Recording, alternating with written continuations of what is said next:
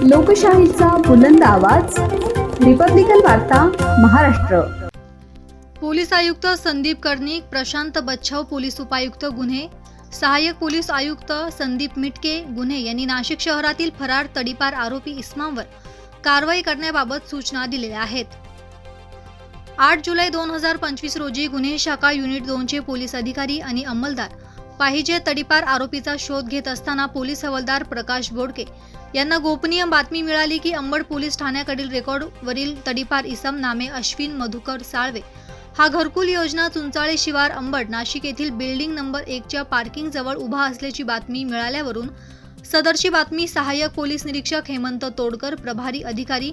गुन्हे शाखा युनिट 2 यांना देऊन त्यांनी पोलीस हवालदार संजय सानप, सुनील आहेर, प्रकाश बोडके, परमेश्वर दराडे, पोलीस अंमलदार महेश खांडबहाले, तेजस मते यांना बातमीची खात्री करून कायदेशीर कारवाई करण्याचे आदेशित केल्याने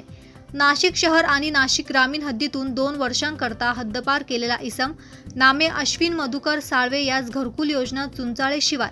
अंबड नाशिक येथील बिल्डिंग नंबर 1 चे पार्किंग जवळ सापळा रचून ताब्यात घेऊन विचारपूस करता त्याने त्याचे नाव अश्विन मधुकर साळवे, वय 27 वर्ष, राहणार building number CH 25 room number 54 घरकुल योजना चुंचाळे शिवार अंबड नाशिक असे सांगितले। त्यास ताब्यात घेऊन पुढील कारवाई कामी अंबड पोलीस ठाणे येथे हजर करून सदर आरोपी त्याच्या विरुद्ध अंबड पोलीस स्टेशन येथे पोलीस अंमलदार महेश खांडबहाले यांनी फिर्याद देऊन मपोका कलम 142 प्रमाणे गुन्हा दाखल केला आहे। रिपब्लिकन वार्ता महाराष्ट्र, विशेष प्रतिनिधी आनंद दाभाडे, नाशिक। Subscribe now